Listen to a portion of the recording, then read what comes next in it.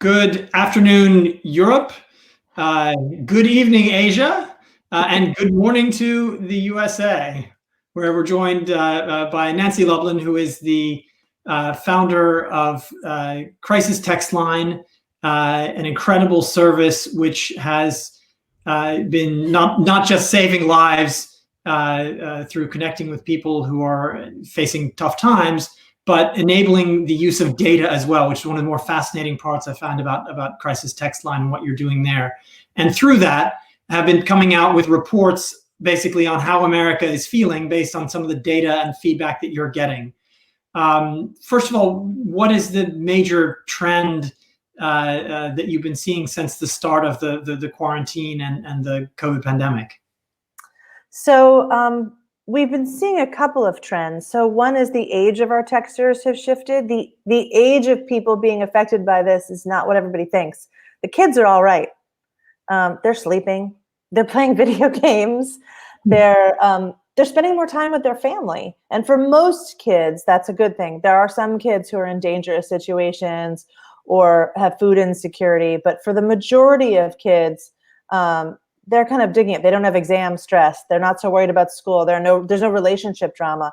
The age group that's really feeling this is the 18 to 34-year-olds. The 18 to 34-year-olds have been totally disrupted. Most of them have moved back home. So they're back in like high school bedrooms that they never thought they would be in again. So you're seeing them in Zoom calls with like their high school volleyball trophy in the background. And, right. And so they're back in their parents' room. Their careers have been disrupted. They're the first to be let go. School has been disrupted. Will they go to school? What will school look like? Relationships. It's tough to be dating in a pandemic when you're supposed to be 6 feet apart and wearing a mask. That's a real crimp in your social life. And then for the people in that age group who are married or who have young children, having young children is really hard right now. So 18, 34-year-olds are who we're seeing feel this most. Although in the last few weeks, we have seen the 35 plus, and for the first time ever, we've seen people reaching out to us over 60. And those feelings started with anxiety. Beginning of the pandemic, people were anxious. We saw words like freaked out and panic, and a lot of it relating to symptoms like, do I have it? Does someone I know have it? And now in the last 10 days, it's shifted from anxiety being the number one issue to now depression and isolation are the number one issue that we're seeing. People are just following the transition of sort of a classic crisis. So taking a step back again, talk a little bit about the Crisis Text Line in terms of how many people you have connecting, and what the typical profile is and the typical activity, and then contrast with what the trends we're seeing now. So Crisis Text Line is 24/7 mental health support at your fingertips. It's inside both SMS and Messenger. We operate in the US, Canada, UK, and Ireland, and expanding around the world in the next 2 years. But right now, those are our 4 markets. And in total, we handle about 6,000 conversations a day. So it's a pretty good volume, velocity, and variety, which is what you want for a strong data corpus. And so we're a little bit canary in the coal mine. We're able to see trends very quickly and early. So 6,000 per day, 6,000 people per day are connecting and having a conversations per day. Some of those are the same people texting in more than once, but yes, 6,000 conversations a day. Okay, and typically the age group you're dealing with is on the younger side. Typically it's the younger side. Typically the majority of our texters are under age 17, so the very younger side. So 53% under age 17, and now we're seeing more than 50% in the 18 to 34. And the sort of concerns that they have are moving, as you're saying, through the crisis. And what sort of feelings do they bring out? So we've seen waves of feelings during the crisis. The first wave was anxiety, like I said, related to symptoms. It was geographically trailing the locations where the virus was showing up most. So people really worried about the virus itself. That was wave 1. Wave 2 has been related to the quarantines themselves, the change of life. So financial stress because of inability to go to a job or being furloughed or laid off. we've seen a 78% increase in domestic violence and a 44% increase in sexual abuse because people are trapped at home with abusive people. We've seen an increase in substance abuse because people are away from their routines and their safety plans, and they're home where addictive tendencies can surface. And we've seen an increase in depression and isolation. So the quarantines themselves are having their own impact on people's mental health. And how do you see that going forward? Is this going to keep getting worse? Is there any way we can address this short of ending the quarantine? And what so I think the world is experiencing PTSD, depression, anxiety. The world is all experiencing this. And what I've been saying is long after the virus itself is expunged in some form or another, I think the scar of what we've all just been through mental health wise is going to burn for years to come. That the emotional response to this, the financial response to this, the relationships that have changed because of this, those things are permanent. And there's no vaccine. Right. You can't vaccinate depression. You can't vaccinate relationships. You can't vaccinate economic ruin. And so we and a lot of other mental health organizations are trying to sound an alarm bell and raise funds and shore up our people to make sure that we're here for the long haul and ready for what we expect to be not a tidal wave, but more like a rising tide that will just last. So I guess in that sense, is it the more vulnerable people who've been hit first and the levels of resilience are being knocked down as we go forward? Kind of. I mean, think about it. People who struggled with things before, if you had an eating disorder before, if you were in a difficult, potentially violent relationship before, that just became worse. And having nothing to do with the virus itself, right? But just having an eating disorder in a quarantine, I feel like we all have eating disorders in this quarantine. I mean, I don't want to tell you how many Rice Krispie treats my family have made and eaten. If you were in a relationship before that was challenging, add, stress and being in lockdown to that. And that's like throwing gas on a match. So I think the people who were marginalized before or experiencing difficult things before, it has just become that much harder. And then there are all these new issues. We haven't even talked about grief. We haven't even talked about bereavement, but people losing people and losing people in a way where you can't be in the hospital with them. You can't throw a funeral or go through your traditional grieving rituals. It's a different kind of pain. Confusing. So with that happening, what are the sorts of advice that you're able to give? What can we do to alleviate that? Great. I don't want to judge the way that you do that at scale in a very unique forum. Normally it's a one-on-one in the same room kind of thing. You are particularly suited actually for the pandemic era. It's true. Oddly, we were built for this moment. Our crisis counselors have always been at home on their couches in their jammies. Like that's the way that we operate. So, we've trained more than 30,000 people and we've been saying it's always been pants optional.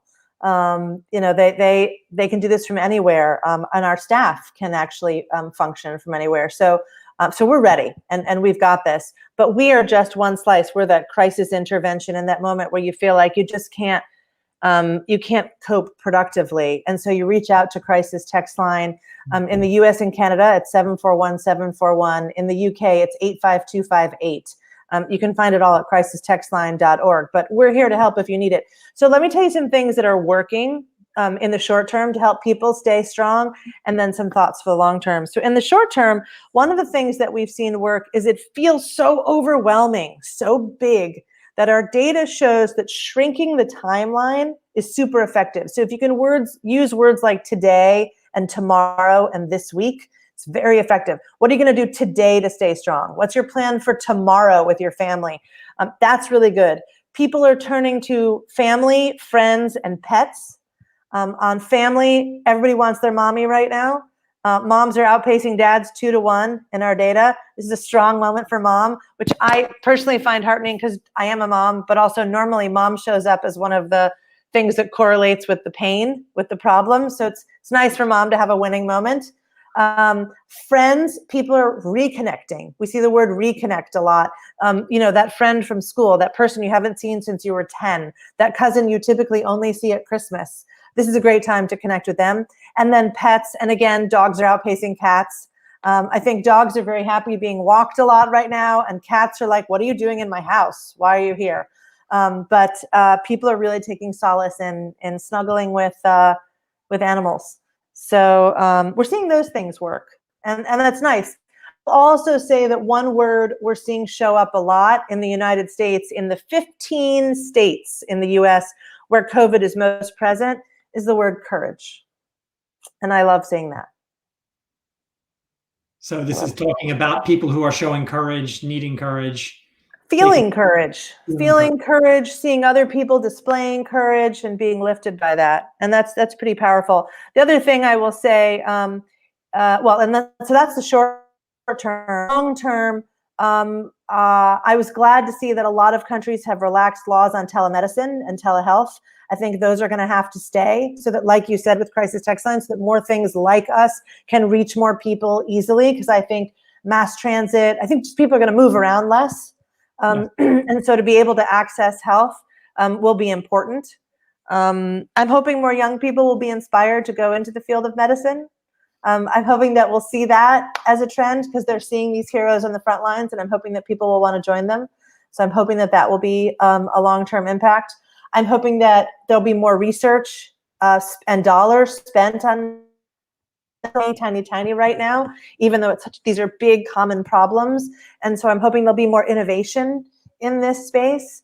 So that gives me hope. Great. So those are longer term issues that society will have to take on. In the short term, it's really about people coping on a day-to-day basis, get a routine, speak to your pet, speak to your family, speak to your friends, reconnect, which is something I've seen a lot of going on with Zooms and that sort of thing. Do you find that people are able to connect sufficiently through those, or what are the other ways they're connecting besides a Zoom? We definitely are seeing an increase in our data in isolation. Even though people are connecting more, they're feeling isolated because human beings are missing touch.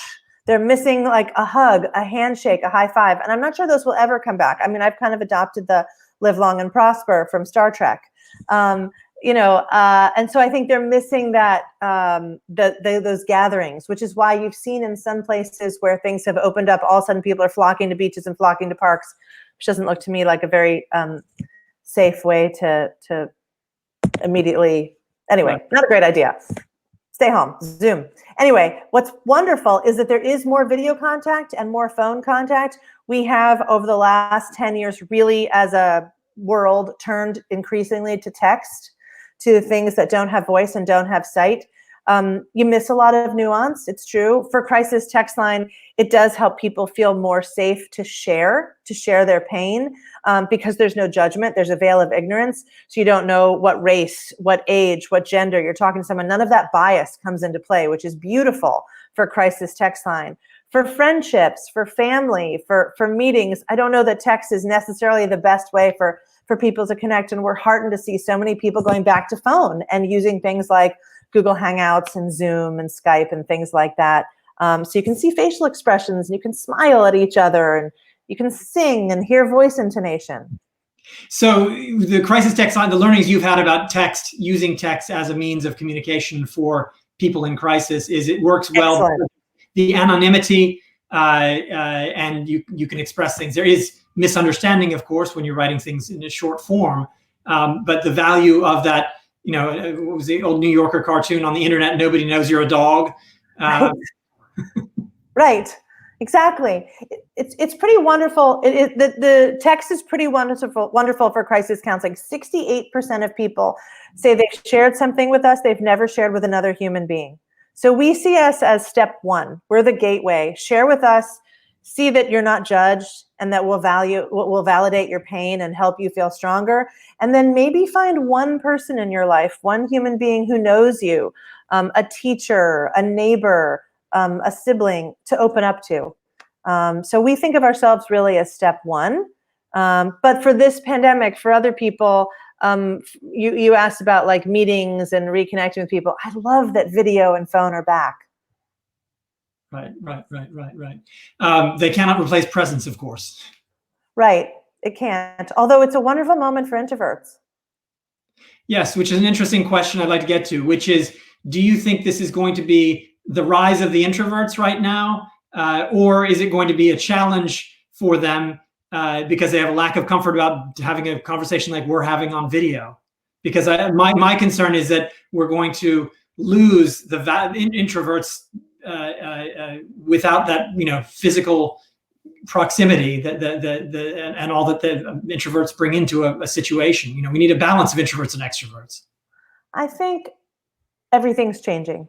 I think if you are running a business or anything and you're operating thinking I've just got to hold on until we reopen up and everything goes back to normal, you're on a different planet than I am.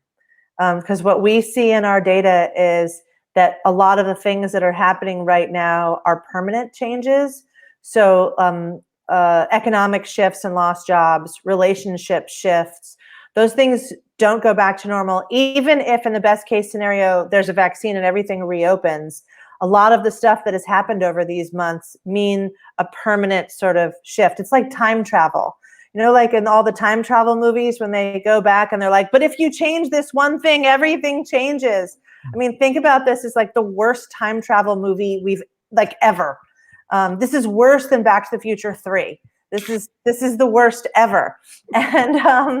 And it doesn't go back. The timeline has now shifted. And so everything should be operating a bit differently. We should be thinking about what a world with more video conferencing, less packed spaces, more economic pain, different kinds of businesses that can succeed now. I mean, everything has just changed. Right. The world has been flipped. Yeah, but not from like flipped. Flipped to me says everything that was bad before is good now. Everything was good that was good before is bad now. That's what a flip suggests to me. Like an inside out California roll as opposed to an otherwise California roll. Like now the outside's in and the inside's out. That's not it. It's that we're not even dealing with sushi anymore. It's going to be different. And some of those things are unpredictable. And I just think the businesses that will survive and succeed in a moment like this, some of them are obvious, like obviously Zoom, obviously like home delivered hair color. I mean, look at my roots. I look like Billie Eilish's grandma. I mean, like there's things like that are clearly going to succeed, but there's other things that you and I haven't imagined that some other smart creative person is going to come up with. There will always be those people who see opportunities in moments like this. And there will be things that make it and service and succeed. And there will be other things that don't. But my point is, it's not just how do I hold on by my fingertips and make it through this? It's how do I think totally differently because it's a different moment. Right. And this is something that, is this something the people calling the crisis text line should be keeping in mind as they're dealing with the situation? What we've been trying to say to people is, so what we're talking now is like from business to business. From a crisis text line's perspective, we're trying to help people remember what makes them feel strong. So, short time frames, family, friends, pets, but also what are the other things that make you feel strong, even normally? So maybe it's music, great. What kind of music? Listen to that music. You like physical exercise? Great. What kinds of physical exercise? Okay, you used to play football. This isn't a time for playing football. What's something else you can do like at home or in your back garden right now, just on your own?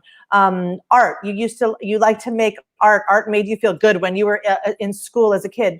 This is a great time to pick up art again. To go to those things that remind you who you are and that help kind of prepare you and make you strong for whatever might come your way that day. Right. As we prepare for this world where we're going to see a lot of changes going forward and we don't know where they are. Being the best version of yourself is kind of always the best way to get through something, but it's most important now. So remembering what it is that helps you be the best version of yourself. So Dan Shine just sent a message saying, wait, no sushi anymore? Hi, Dan Shine. No, there is because maybe if the metaphor had been pizza, then you'd turn to sushi. The point is just it's something totally different. Right, with a brave new world going forward. So switching back into sort of the business end of things, I mean, there are the obvious ones that are going to thrive or seem to thrive right now. What are some of the unexpected ones that you're thinking at this point from what we've seen so far that might really take off? I think people should be watching ed tech. I think looking at really smart ed tech startups, there's been long suspicion that ed tech was going to happen. I think you're going to see, for different reasons. It's not just because parents need this so much with homeschooling, but I think you're going to see a lot of education systems are funded by municipal bonds, and I think they're going to be a mess. And so I think you're going to see the crumbling of some of the education infrastructure, and so there's going to be a need for alternative and cheaper ed tech solutions. Right. Which so I think that's bring them out at scale, which they've never been brought out at scale before. That's right. And now there's going to be a forcing mechanisms. Bits and pieces. But if it's that's right. 6 massive school boards from different parts of the country. That's right. And they were always additive. The ed tech stuff was like on top of the core curriculum. I think you're going to in the next couple of years see core curriculums themselves change dramatically. So I think that'll be really a really interesting space. I think you're going to see, so that's just online. I think you're going to see even things like physical environments change. So for people going back to work, like what does a workspace look like? I would watch what are the smartest, most stealth companies who are going to think about how workspaces change. I think you're going to see like more rolly type of desks and less permanent desks. You're going to see maybe the rise of the cubicle again, because we all used to have just big spaces. That doesn't make sense anymore. I think you're going to see different kinds of sanitation. Like who's going to reinvent the bathroom? But like bathrooms shouldn't be what they've always been, where you have a workplace and there's like one bathroom that we're all using, or like the bathroom on the airplane. I think you need to see all of that stuff completely reimagined and disrupted to be cleaner. And then I think there's a whole other group of people, and I know like Dan has always thought about this stuff, Dan Shine. There's a whole other group of people who are seeing what we're going through right now as just a test run for climate. And that this is a global event, and it's affecting a lot of lives, and it's inconvenient for even more, but it's small compared to what a global climate event could look like. And so I think you're going to see a whole lot more preparation on that front. Yeah, it's interesting to compare climate with COVID, because climate is a much greater event. It's fundamental to the planet, but it has never achieved the urgency that COVID has, with, frankly speaking, relatively few deaths. That's right. That's right. And it's happened to limited areas. So you've had a flood here, or an event here, or you've had like they've been limited areas. This is, I mean, every single person in the world is facing this one right now. It's pretty unique. Yeah, no, I think you're going to see, I think supply chains are, I don't know about you, but supply chains are finally really kind of being disrupted. And so there's different foods that are difficult to get in different parts of the world. There's different pharma that's difficult to get in different parts of the world. So I think you're going to see an increase in local. And I think you're going to see different kinds of foods be created and developed. There may the arrival of the insects. I mean, maybe the arrival of the insects, possibly different kinds of vitamins. Like if you can't, for a long time, the world has actually been able to get fruits and vegetables year round in a lot of places. What if because of supply chains, we can't do that anymore? We're about to have a really interesting next few months. California is essentially the breadbasket to the United States, and it's picking season, right? Like fruits and vegetables are ripe right now. We're closing borders.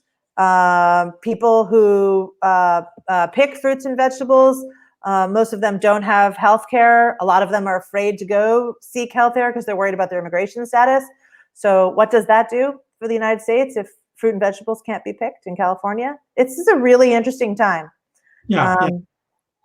No, we're facing that same one here in the UK, where with Brexit, people have been fruit pickers have been discouraged to come. So now they're saying, oh, British people have been furloughed, go pick fruits and vegetables. it turns out that not everybody who is working in the airlines wants to go out to the fields and pick fruits and vegetables. Yep, that may change. You may see more people growing food. Yeah, I love New York City. I've lived in New York City a long time. I love New York City. I'm talking to you from an Airbnb in New Jersey. Could you see yourself leaving New York City? I don't know. I mean, my kids have poison ivy right now. We are not made for the burbs. Like this is so weird. Yeah, they're covered in poison ivy. We were like, oh, that's a cute little plant. I mean, for real, covered in poison ivy. I like having a washer and dryer. But I miss being in New York. We went back for a couple of days, a couple of weeks ago, and it's very quiet. A lot of things are boarded up. Everyone's in masks. I mean, multiple people on our team have lost family members. One person on my team lost an aunt and that aunt's 2 children.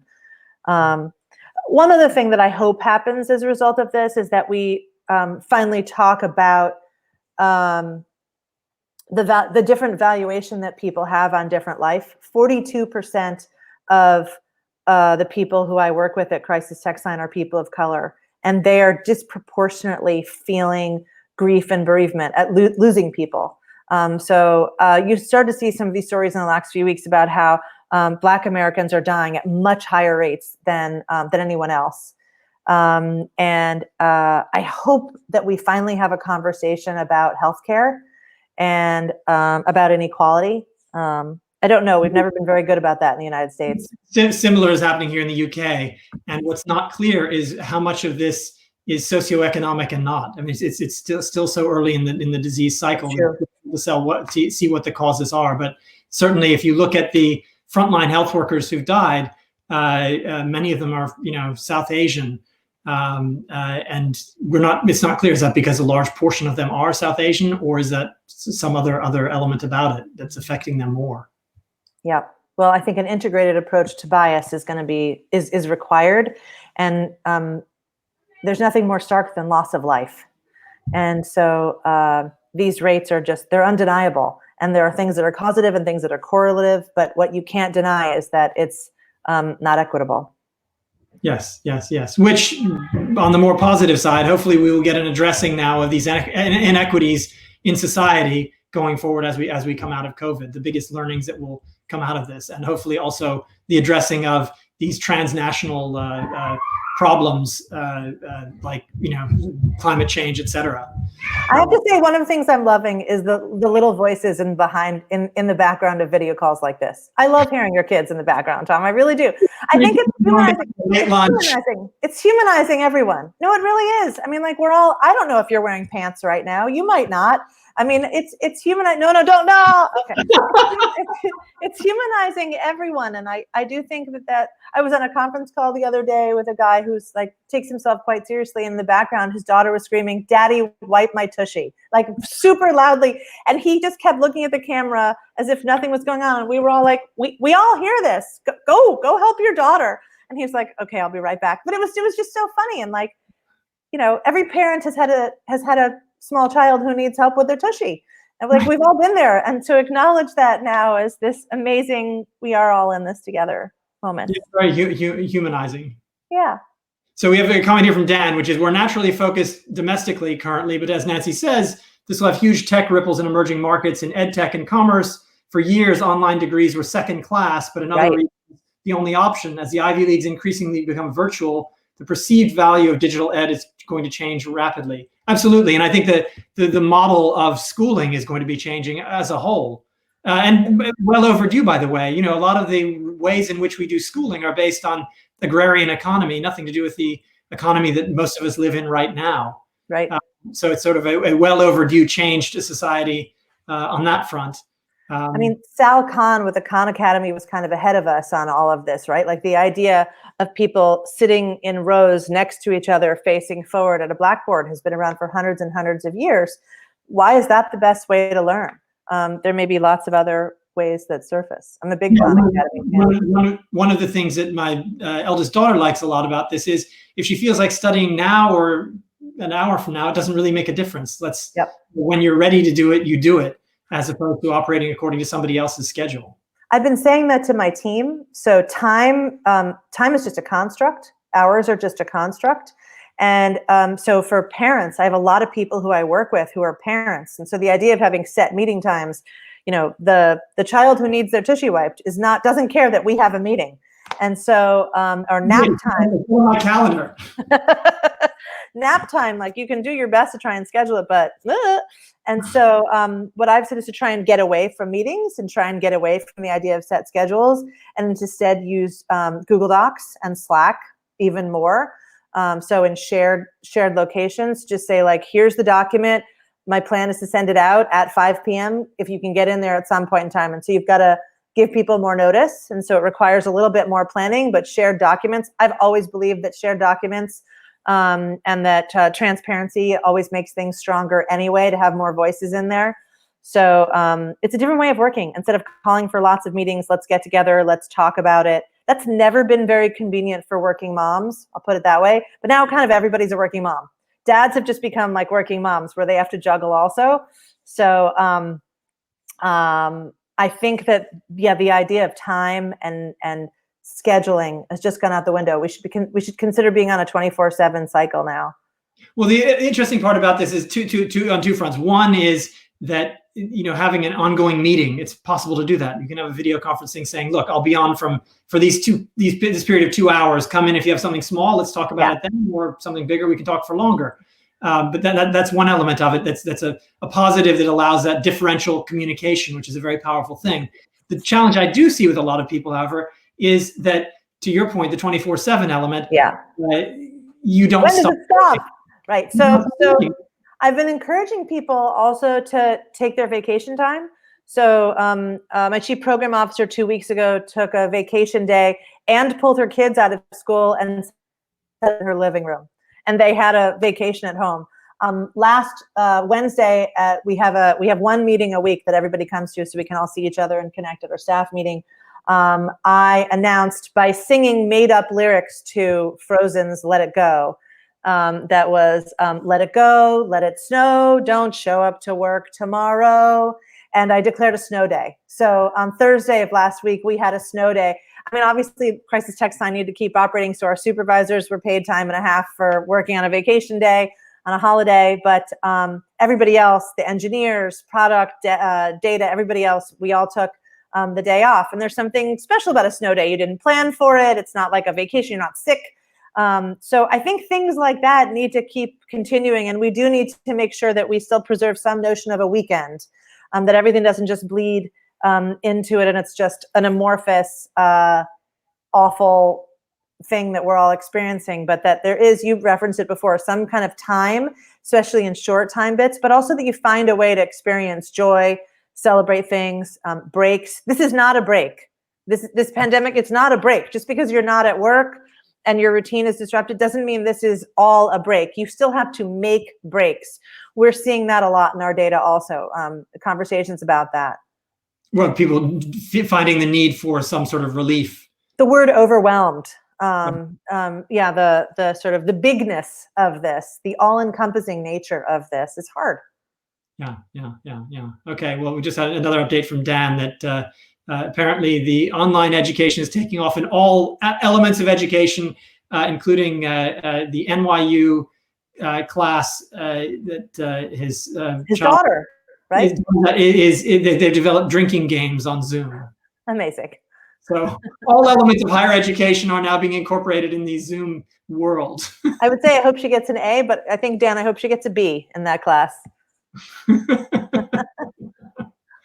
Great. Okay. Any closing thoughts, Nancy, in terms of back to crisis text line and sort of the trends you're seeing and what we might see coming forward as we head into this next phase of the crisis, which really is the marathon zone of it, where people have put up with this for a long time.